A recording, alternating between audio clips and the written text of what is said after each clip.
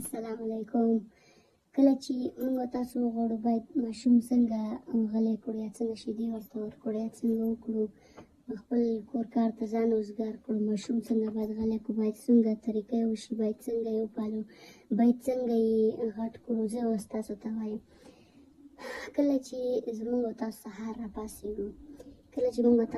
راپاڅېږو، خپل ماشوم راواخلو، هغه سره لوبې وکړو، مینه ورسره وکړو، محبت ورسره وکړو. هغه که د هر څومره وخت وي، هغه ماشوم چې کله مو زموږ او ستاسو ماشوم ښه ستړی شو، کله مو چې ماشوم ستړی شو، ماشوم وږی شي، باید شیدې ورته ورکړو، یو چپ اړخ ورته ورکړو، ښي اړخ ورته ورکړو.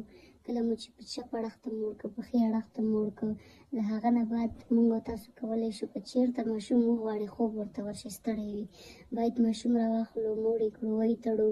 له هغه نه بعد بیا کولی شو که چېرته ماشوم سمدلاسه ویده نه شي، هغه نه بعد بیا راکولی شو خپل ماشوم راواخلو، چپ اړخ ته مو ورته ورکړو، ښي اړخ ته مو ورته ورکړو.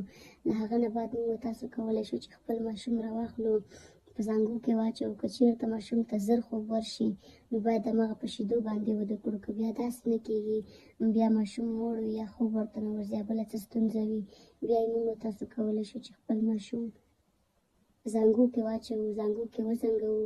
له هغه نه بعد زموږ او ستاسو ماشوم کولی شي چې په ارامه مزغو باندې خوب وکړي. خو نه باید په شور ماشور کې ماشوم واچولی شي، ځکه چې کله زموږ او ستاسو ماشوم باور وکړي په خوب کې خراب شي، نو باور وکړئ داسې ماشوم ته ډېرې تکلیفونه پیدا کېږي. ماشومتوب نه د اعصابو تکلیف هم ورته پیدا کړي، نورې بیماریانې هم ورته پیدا کېږي. نو موږ تاسو باید داسې وکړو چې ماشوم د وده کېدو په حال کې په ارامه ځای کې واچوو، نه باید په شور ماشور کې، ځکه چې زموږ او ستاسو ماشومان له دې وخت نه د اعصابو په مرض باندې واړوي، اعصابو تکلیف باندې واړوي. باور وکړئ موږ او تاسو ماشومان چې کله غټان شي بیا له ډېرو ستونزو سره مخ کېږي. نو نه باید موږ او تاسو خپل ماشومان په شور ماشور کې واچوو ویده کړو، باید موږ او تاسو خپل ماشوم په ارامه ځای کې واچوو ویده کړو. نو دا به زموږ د نن ورځې